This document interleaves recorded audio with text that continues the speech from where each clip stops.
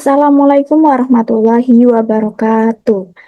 Ibu dosen dan teman-teman sekalian, pada kesempatan kali ini saya akan mempresentasikan hasil analisis dengan judul Analisis Perencanaan Laba, Evaluasi Efisiensi Biaya, dan Keputusan Strategis Produksi pada PT Boga Sejahtera, Lini Produk Ekorep. Pembahasan ini merupakan penerapan konsep akuntansi manajemen dalam membantu perusahaan melakukan perencanaan, pengendalian biaya, serta pengambilan keputusan. Secara keseluruhan, analisis akan membahas kondisi Ecorep dari awal sampai akhir tahun, mulai dari perencanaan laba, evaluasi efisiensi bahan baku, keputusan memproduksi sendiri atau membeli dari pemasok, hingga analisis strategis dan proyeksi laba tahun berikutnya. Sebelum masuk ke perhitungan, saya akan menjelaskan terlebih dahulu gambaran kasus yang dianalisis. PT Boga Sejahtera merupakan perusahaan manufaktur yang memproduksi kemasan makanan ramah lingkungan. Pada awal tahun, perusahaan meluncurkan produk baru bernama EcoRare, yaitu kemasan makanan berbahan dasar plastik daur ulang. Dalam menjalankan produk baru tersebut, terdapat 3 permasalahan utama. Pertama, pada awal tahun, perusahaan perlu menentukan berapa jumlah penjualan minimum agar tidak mengalami kerugian dan berapa penjualan yang diperlukan untuk mencapai target laba. Kedua, pada pertengahan tahun, perusahaan menemukan adanya pembengkakan biaya bahan baku. Manajemen perlu mengetahui apakah pembengkakan tersebut hanya disebabkan oleh kenaikan harga bahan baku atau juga terdapat pemborosan dalam proses produksi. Ketiga, pada akhir tahun, perusahaan harus menentukan apakah komponen tutup kemasan EcoRap sebaiknya tetap diproduksi sendiri atau dibeli dari pemasok. Untuk menjawab permasalahan tersebut, digunakan 3 konsep utama. Yang pertama adalah cost volume profit atau analisis biaya volume laba yang digunakan untuk perencanaan laba dan break-even point. Yang kedua adalah analisis varians bahan baku yaitu material price variance dan material quantity variance. Dan yang ketiga adalah relevant cost atau biaya relevan yang digunakan dalam keputusan make or buy atau keputusan memproduksi sendiri atau membeli dari pemasok.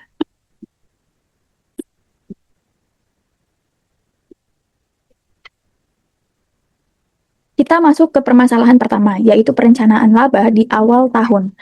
PT Boga Sejahtera perlu mengetahui apakah target penjualan yang telah ditetapkan mampu menghasilkan laba yang diharapkan. Data yang digunakan adalah harga jual EcoRap sebesar 5.000 per unit, biaya variabel sebesar 3.000 per unit, biaya tetap sebesar 40 juta per bulan, target laba sebesar 20 juta per bulan, dan target penjualan sebesar 50.000 unit per bulan.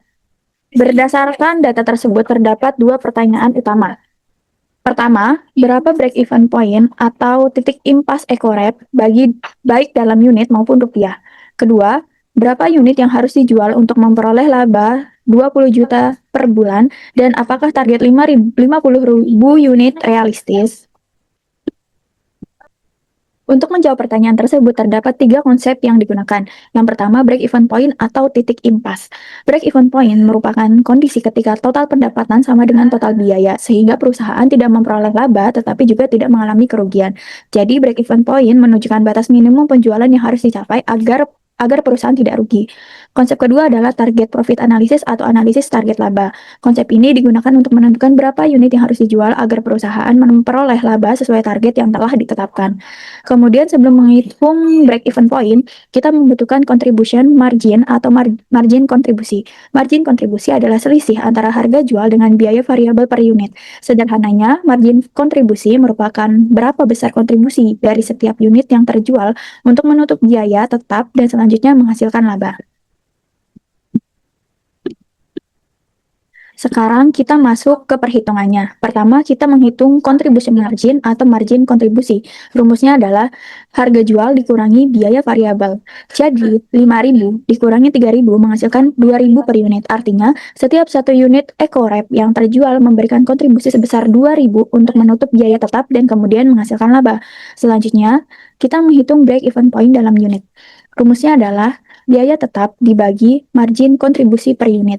Jadi, 40 juta dibagi 2.000 menghasilkan 20.000 unit. Artinya, perusahaan harus menjual minimal 20.000 unit EcoRap per bulan agar seluruh biaya dapat tertutup.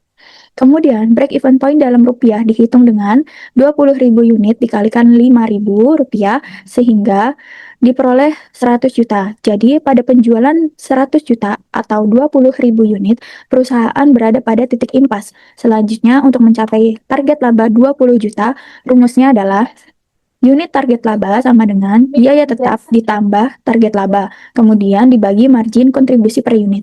Jadi 40 juta rupiah ditambah 20 juta, kemudian dibagi 2.000 rupiah. Hasilnya adalah 30.000 unit per bulan.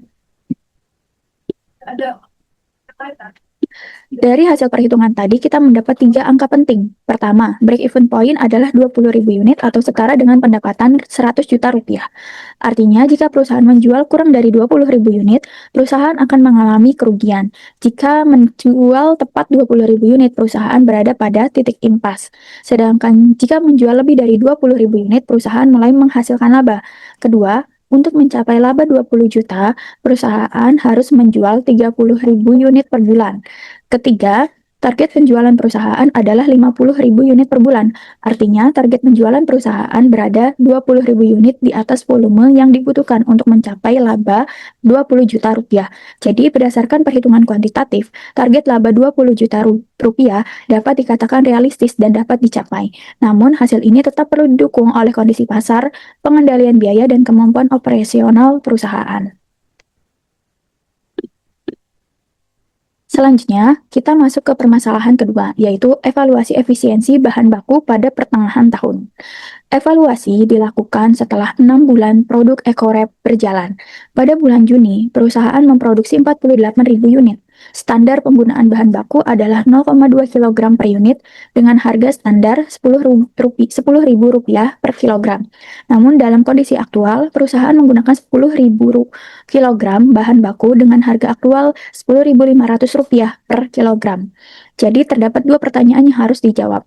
Pertama, berapa material price variance atau selisih harga bahan baku dan berapa material quantity variance atau selisih kuantitas bahan baku. Kedua, apakah benar seluruh kenaikan biaya hanya disebabkan oleh kenaikan harga bahan baku seperti yang diklaim oleh manajer produksi?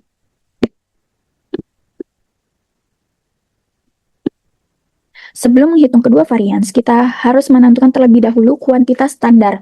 Kuantitas standar adalah jumlah bahan baku yang seharusnya digunakan berdasarkan jumlah produksi aktual. Rumusnya, kuantitas standar sama dengan produksi aktual dikali standar penggunaan bahan baku per unit.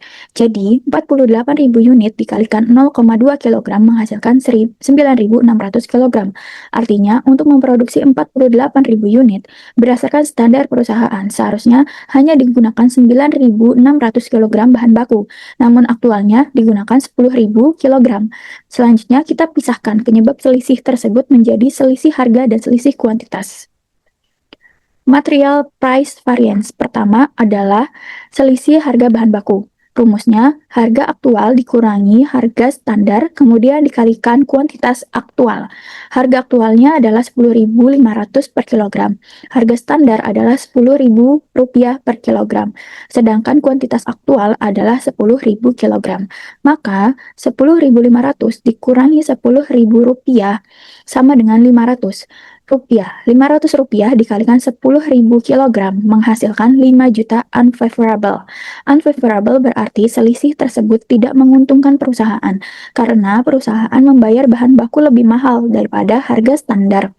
Jadi, material price variance sebesar 5 juta rupiah terutama menunjukkan adanya masalah pada sisi harga pembelian bahan baku.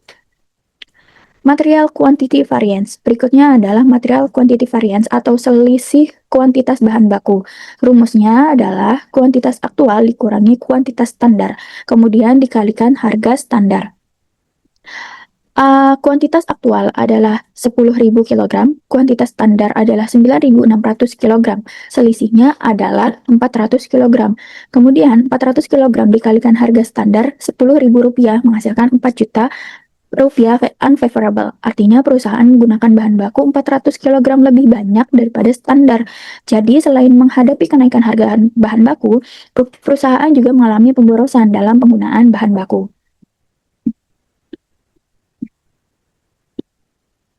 Jadi, kedua varians tersebut digabungkan. Jika kedua varians tersebut digabungkan, maka material price variance sebesar 5 juta ditambahkan material quantity variance sebesar 4 juta rupiah menghasilkan total variance 9 juta rupiah unfavorable. Sekarang kita lihat maknanya. Varians harga sebesar 5 juta rupiah berasal dari kenaikan harga bahan baku. Faktor ini lebih bersifat eksternal karena berkaitan dengan kondisi pasokan plastik daur ulang di pasar. Sedangkan varians kuantitas sebesar 4 juta rupiah berasal dari penggunaan bahan baku yang melebihi standar sebesar 400 kg. Ini menunjukkan adanya inefisiensi internal dalam proses produksi. Dengan demikian, pernyataan manajer produksi bahwa seluruh kenaikan biaya hanya disebabkan oleh kenaikan harga bahan baku tidak sepenuhnya benar.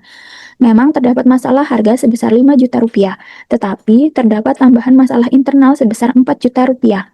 Oleh karena itu, manajemen harus melakukan dua tindakan sekaligus, yaitu mengendalikan harga pembelian dan memperbaiki efisiensi penggunaan bahan baku.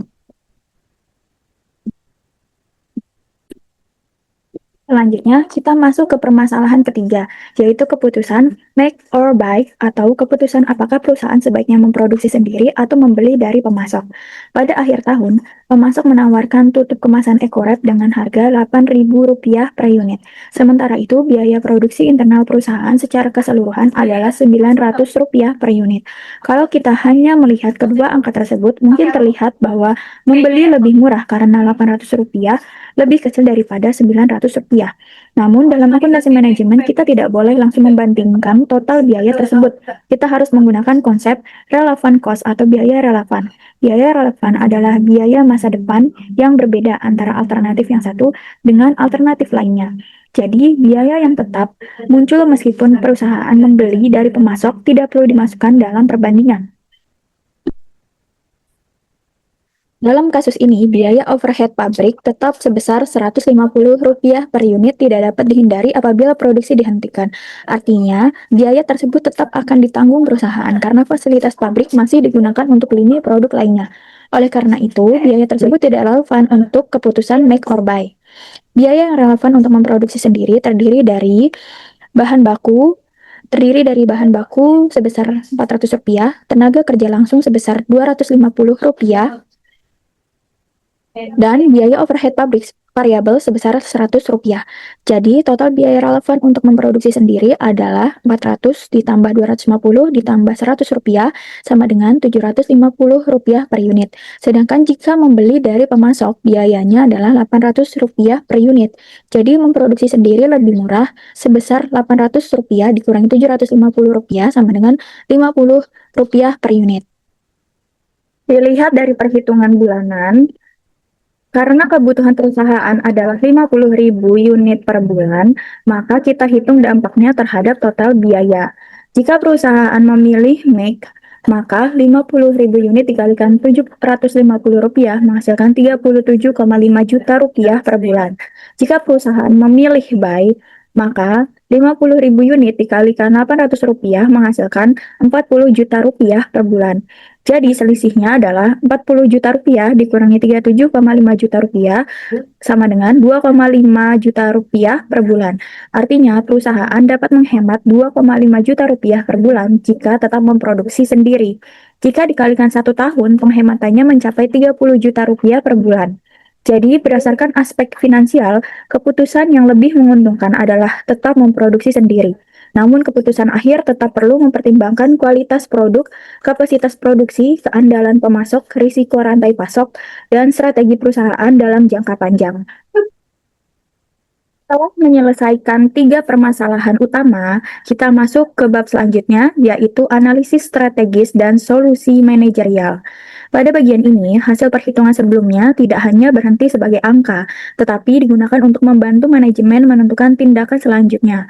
Ada 4 fokus utama. Pertama, analisis penambahan kapasitas produksi. Kedua, rekomendasi untuk mengurangi pemborosan bahan baku. Ketiga, risiko jangka panjang dari keputusan mempertahankan produksi internal. Dan keempat, proyeksi target laba tahun depan. Berdasarkan hasil sebelumnya, break-even point atau titik impas berada pada 20.000 unit per bulan. Target laba yakni Rp20 juta membutuhkan 30.000 unit. Sedangkan kapasitas perusahaan saat ini adalah 50.000 unit per bulan. Manajemen berencana meningkatkan kapasitas sebesar 20%. Maka tambahan kapasitasnya adalah 20% dikalikan 50.000 unit, itu 10.000 unit. Sehingga kapasitas baru menjadi 50.000 unit ditambah 10.000 unit, sama dengan 60.000 unit per bulan. Secara kapasitas, rencana tersebut memang memberikan peluang pertumbuhan, tetapi peningkatan kapasitas tidak boleh dilakukan hanya karena perusahaan memiliki kesempatan untuk memproduksi lebih banyak.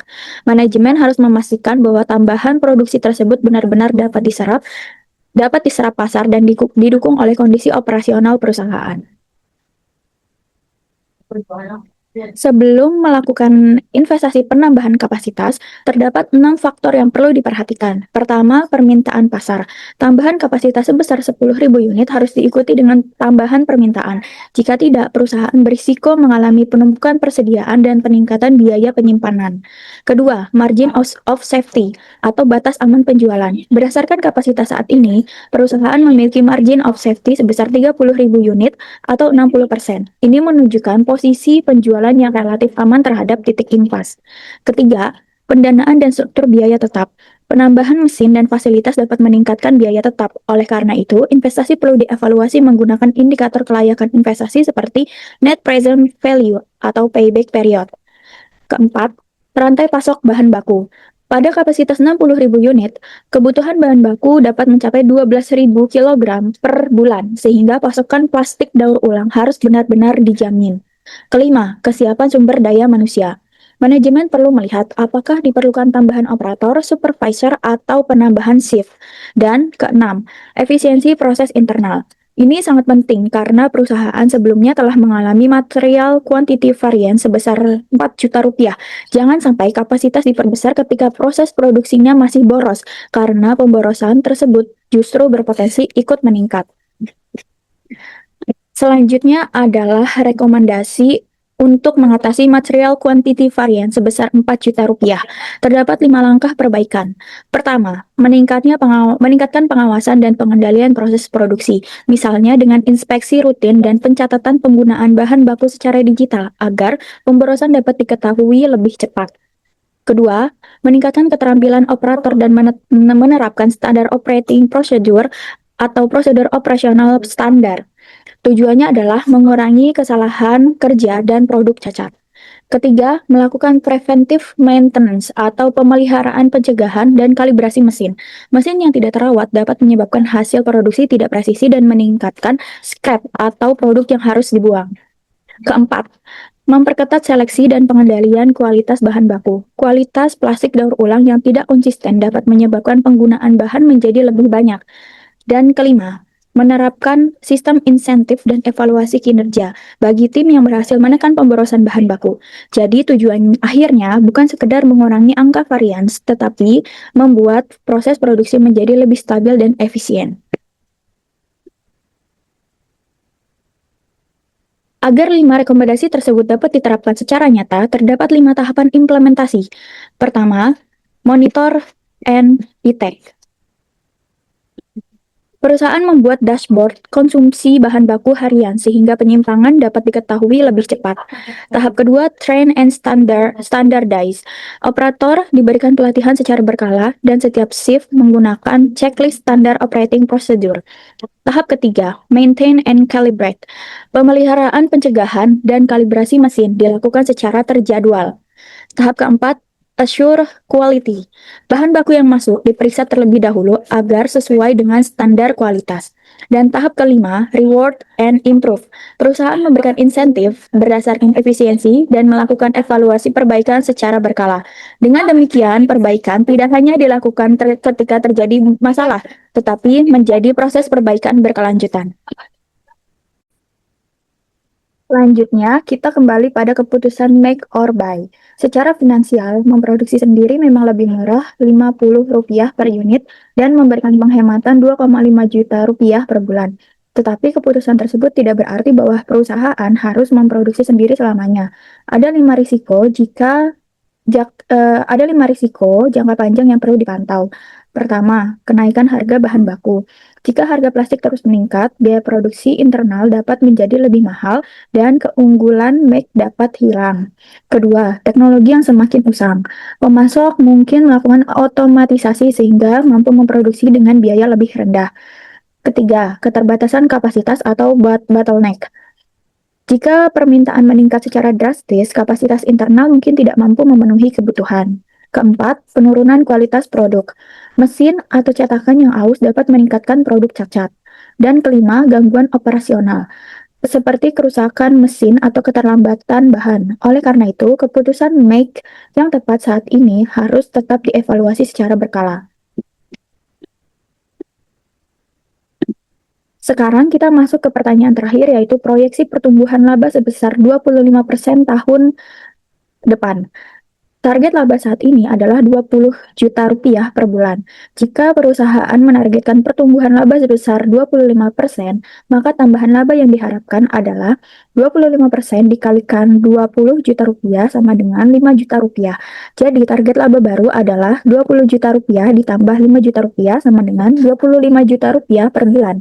Karena harga jual, biaya variabel, margin kontribusi, dan biaya tetap diasumsikan tetap sama, maka margin kontribusinya tetap sebesar Rp2.000 per unit. Rumus yang digunakan, unit target laba sama dengan biaya tetap ditambah target laba baru, kemudian dibagi margin kontribusi. Jadi, 40 juta rupiah ditambah 25 juta rupiah sama dengan 65 juta rupiah. Kemudian, 65 juta rupiah dibagi Rp2.000, hasilnya adalah 32.500 unit per bulan. Selanjutnya kita lihat apakah target 32.500 unit tersebut realistis. Kapasitas perusahaan saat ini adalah 50.000 unit.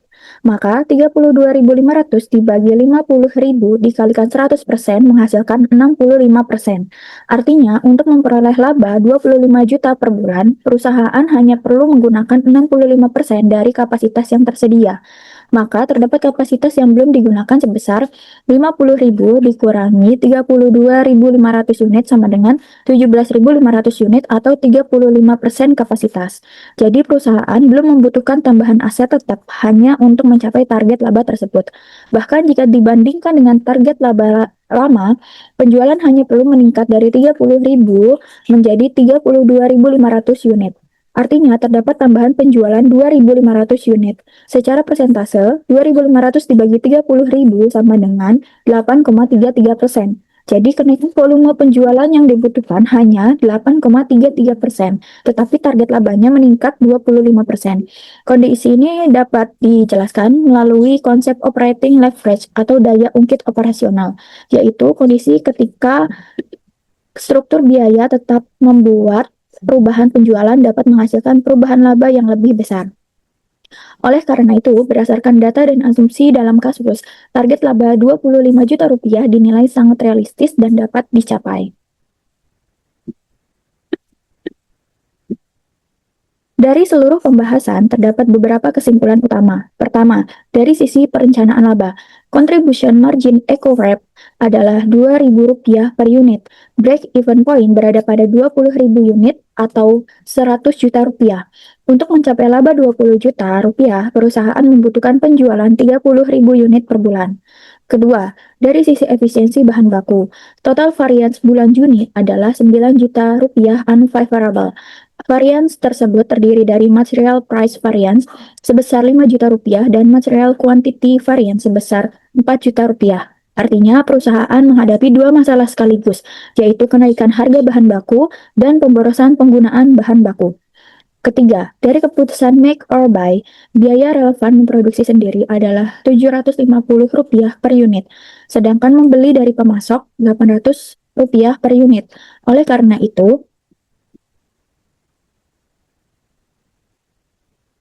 karena itu, produksi sendiri memberikan penghematan 2,5 juta rupiah per bulan. Keempat, dari sisi proyeksi laba, target pertumbuhan laba 25% menjadi 25 juta rupiah per bulan membutuhkan penjualan 32.500 unit atau 65% dari kapasitas saat ini. Secara keseluruhan, EcoWrap memiliki peluang pertumbuhan yang cukup baik, tetapi pertumbuhan tersebut harus didukung oleh perbaikan efisiensi operasional, pengamanan bahan baku, dan pengelolaan risiko. Sebagai bagian terakhir, saya akan menyampaikan saran manajerial berdasarkan hasil analisis. Dalam 3 bulan pertama, perusahaan sebaiknya fokus pada stabilitas operasional, yaitu melakukan monitoring bahan baku, pelatihan standar operating procedure, dan pemeliharaan mesin. Dalam 3-6 bulan berikutnya, perusahaan dapat fokus pada pengamanan pasokan melalui kontrak jangka panjang serta menerapkan sistem insentif efisiensi. Kemudian, dalam 6 sampai dengan 12 bulan, perusahaan dapat meningkatkan penjualan untuk memanfaatkan kapasitas yang masih tersedia dan mengejar target 32.500 unit per bulan.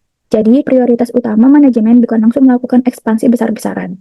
Yang harus dilakukan terlebih dahulu adalah memperbaiki inefisiensi bahan baku, mengamankan pasokan, kemudian memaksimalkan kapasitas yang sudah tersedia. Setelah permintaan pasar benar-benar terbukti dan kapasitas yang ada mulai mendekati batasnya, barulah perusahaan dapat mempertimbangkan penambahan kapasitas secara bertahap. Demikian presentasi mengenai analisis perencanaan laba, evaluasi efisiensi biaya, dan keputusan strategis produksi pada PT Boga Sejahtera Lini Produk EcoRec.